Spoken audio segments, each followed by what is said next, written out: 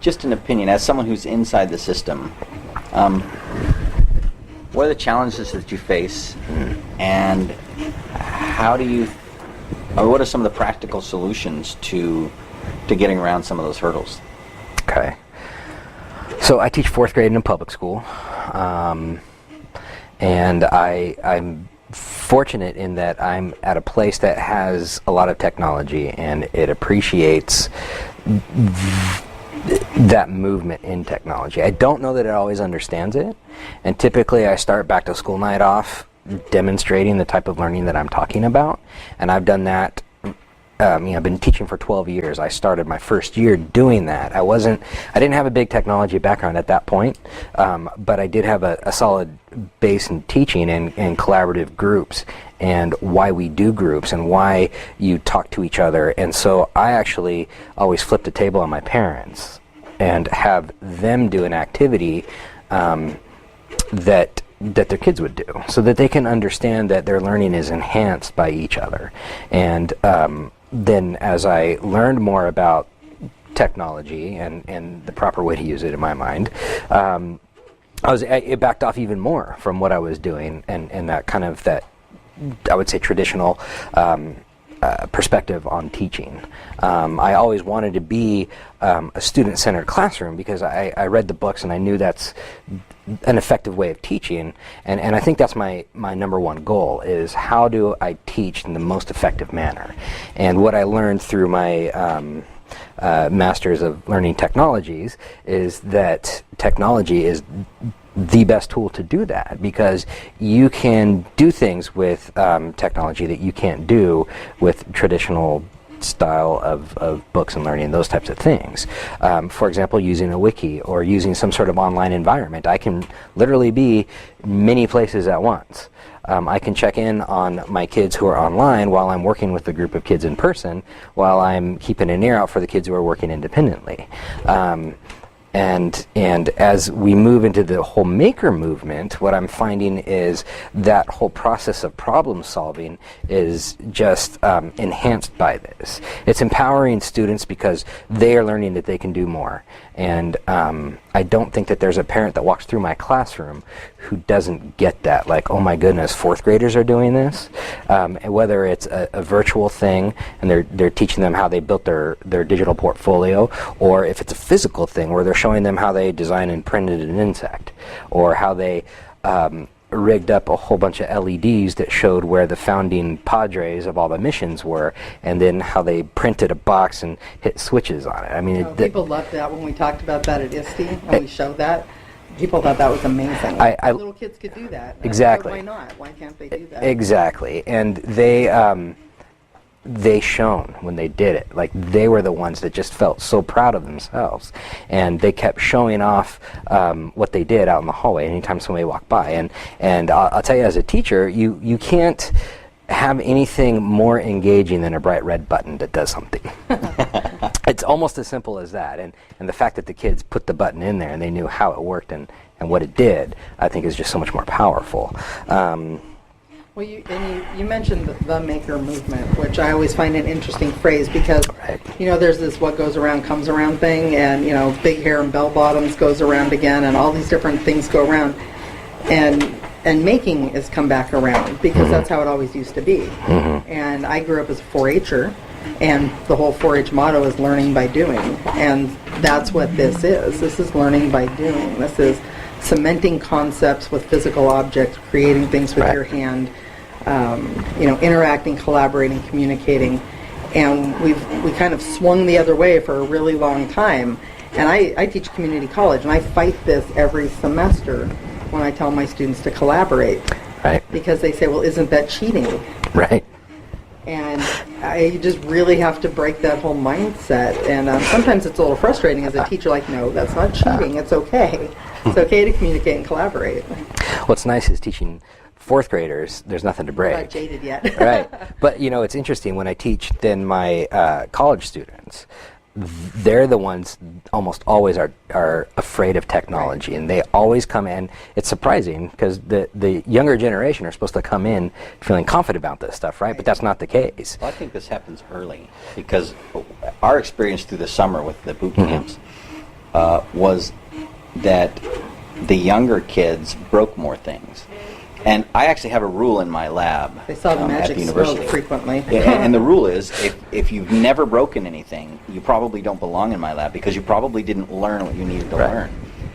And in our 4th and 5th grade dominated boot camp, there was one in Atlanta that we did, and that was the primary age group. They broke more things in that one class than I broke the whole summer. If I take everything else in the summer that was broken, they broke more in that one class. And I think it was because they weren't afraid to just plug stuff in and try it. Right. Well, you saw the kids over here. They were under the table. They were building something, and they took it apart because they wanted to reconfigure it.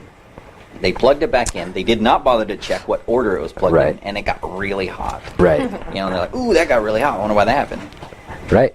But they're not as afraid of it. And I mean, you think that's contributing the difference between working with your 4th graders and working with your college students? Absolutely.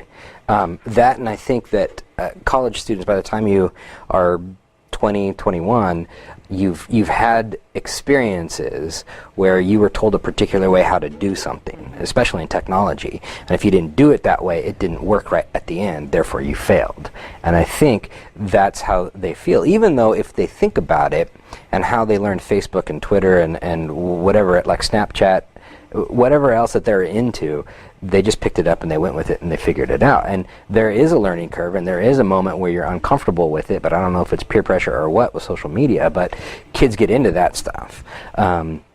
Whenever it becomes hands-on stuff like Legos or 3D printing or something like that, then they get a little bit more intimidated with it because they think through whatever reason that there's a wrong way to do it. And so I like to start in my colleges. I try and use the social media to show that they're comfortable with it. But I'm even surprised at how many don't do Facebook or don't do Twitter. But then they get to learn it and they get to kind of have that experience, or at least how it can be used in an education setting, which is a little different than how they're used to. But that's what we're studying, so it's good. Well, and I think, one of the things that I bring up frequently is, we have all these policy shifts and things have gone back and forth all the time, but it just seems like nobody ever answers that essential question, why are we doing all of this? What's the purpose of an education? And I think that's what Steve's revolving the podcast around, is that essential question. Because if you don't know the answer to that, then why are you doing anything? If you don't know why you're educating people. Yeah. Go ahead. It depends on who you ask. If you're asking that question to me, we always study John Dewey, and I just remember one of the few theorists that I can quote is him, and it's because he said that you do education for the sake of education. It's not necessarily so you're going to get a better job or that you're going to get paid more or that you're going to have to learn the set of standards. You're doing education so that you learn, and if you're going to go dig a ditch, then you're going to learn how to dig a ditch, and you're going to learn how to do it the most efficient way that you're going to do it, but you're going to understand it. There's a great TV show out right now called Going Deep with some person, and he just picks a very basic concept like digging a hole, and then he just goes for it and talks to experts, and he looks at the physics of it and the science behind it and the machines that are used doing it, and they just really, really go in. I caught an episode on flight, on how to make a paper airplane, and the guy went and he talked to an origami expert on how to fold paper, and then he went to NASA and he talked about the guys on how flight actually works, and then he went to somebody who won the contest, like holds the world record for the furthest the paper airplane, and he was able to figure out. They do it in a comical way, but I think that's the kind of idea and the type of learning that we're doing. And does it relate to getting a better job? Absolutely. Who doesn't want an employee who will stay at a task until they get it done and get it done well, or who will pull in the other people that they need to in order to accomplish the task that was given to them? Well, and I think another piece of that is can they identify what they don't know, and can they figure out what they need to know and how to find that information and use it? Because people don't know what they don't know, and there's so much information at your fingertips out there. You can Google anything and find out anything. There's no limits to how you can self-educate yourself. Right. But who would think some guy making paper airplanes would go talk to NASA? But you could. Right. Why not? Right. And so, to me, that's what we need to train our students to do, is to help them learn how to ask good questions, Yep. how to identify the gaps in their knowledge, and how to go find out what they need to know to do whatever they need to do. And at the same time, I would say that a big part of education is showing them what resources are out there. Right. Because I think all through elementary on up, they don't realize what's out there and what they can do. And I think one of our jobs as educators is to expose them to as much as possible. So I think eventually they get to the point where they realize it's all there, we just got to go find it. But when they start off, I don't know where the answer to this is. And if Siri can't answer, then I don't know what to do. So, Well, and our friends at Fable Vision call that being a dot connector, right? Right. You just help Right. them say, well, here's the resources you need, now go for it. Right. Well, I mean, and I'm listening to you guys, back and forth, and you guys are certainly the experts on the education side. I'm coming at this from the technical side, and I've spent a long time listening to Debbie and listening to you, and now she introduces me to a lot of her cool friends who are good educators. And I keep hearing the same kinds of things about education, about learning how to learn, and about finding the resources you need. You said something that I'm not sure if I agree with or not. I have to think about it. The purpose of an education may be its own end. I don't know. That may or may not be true. I'm so goal-driven, it's hard for me to see it that way. But I think at the bottom of it, we probably all have to admit that we come at education with our own preconceived opinions about how it should be, and we come with our own, feelings about how it should be. We have to test it. I'm an experimentalist. You have to bang on something, and if it works a certain way, or if you twist it this way, or if you build it this other way, there's rules, just like there's rules in physics. Right. And I think we're gonna find, as we ask this question to more and more people, that we start pulling out these common themes of things that work and things that don't work. Right. And I don't know. I'm not sure I would be motivated by education for the sake of education, but I'm motivated to find the answer to something when I'm curious, and maybe that's Right. the same thing. I don't know. I feel like what we put together here in our boot camps and things is, we try to get kids to be curious and try stuff, and then they go learn. Maybe that's the same thing. Maybe that's semantics, but I call that the pedagogy. I think people need to be educated because it's kind of part of being a whole person. But now how you go about that is a different question. And I think what we did here at boot camp, that's exactly what it is. Let's give them a purpose to explore and be curious and use these tools. And that's going to drive a whole lot of learning. And I think that there's a separation between education and learning, a big separation. like an intentional separation, or this is something that's diverged and it's unintentional, or it's a natural fact of the two things? I would call it a natural fact. I think it's apples and oranges, but I think most people don't see it that way. Well, I don't want to say most people. A lot of people don't see it that way, and they think of education, and then that's where your learning happens. But in reality, learning is everywhere and everything you do, from when you first start driving a car to once you have your license and you break down for the first time, to going to a grocery store, or when you move someplace and then you start trying to figure out all the grocery stores within distance and which directions you want to go and what's the most efficient way to do it. And it may not have another purpose other than making you more comfortable, but that's still learning that's happening in a process that you're going through to get there. Now in the classroom, you bring it in by presenting a question or a problem and then turning the kids loose to solve that. You got to massage it a little bit in that you have to have resources available for them. A good example of this is when I have my students create their digital portfolios. We've been working with so many different digital outlets with video and just other web tools, and I wanted a place to house it all. And so what I did was I opened up my Google account, and I showed them how to go to Google Sites, and I said, this is the one we created. If you open it up, you can click on the link, and there it is.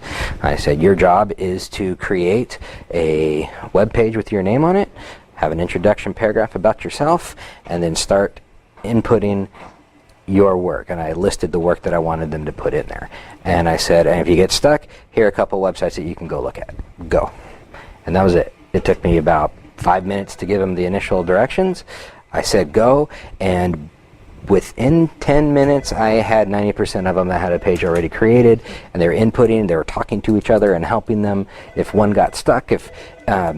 they know pretty much not to come to me to ask questions, but sometimes they do, and a typical response is, go ask that kid. Go check out that kid. Did you go to the website I gave you? And did it help? But then at the same time, I'm watching to see if they do get to a problem that's beyond their control, such as maybe the website I posted is blocked because it has a video on it that is hosted by YouTube. So then I'll sit down and I'll kind of help them get through those hurdles because that's beyond their control. But anything that is within their control, which is 90% of it, they need to figure out how to do it. All right, you're bending my brain because on the education side, I guess I agree with you. Learning is happening everywhere, and I guess I haven't made that distinction between the two. And that actually places it in my mind better as I go now back to the podcast, and now I'm going to make better interviews because you said that. Because education, I think that what we're trying to talk about is the process of formal education. I mean, we'd like to influence learning that happens, within this, student's normal sphere of thinking. And we'd like to influence that. I mean, one of the things you heard us say this afternoon, we want the kids to take the technology home. We want them to go home and be curious and learn there. And so we do want to influence that. But I guess the largest part of what we're aiming at is influencing educators. And because of that, we're really aiming right here in this little space where we say, okay, we're trying to get kids to learn here, and for that to maybe influence their learning elsewhere, maybe their habits of learning, or maybe the logical processes that they use to do their exploratory behaviors in other places. But really, now, when I say what is the purpose of an education, I guess what I really mean is, as we educate formally, either here in the classroom or in a homeschool classroom or in a private school classroom, what is the purpose of education?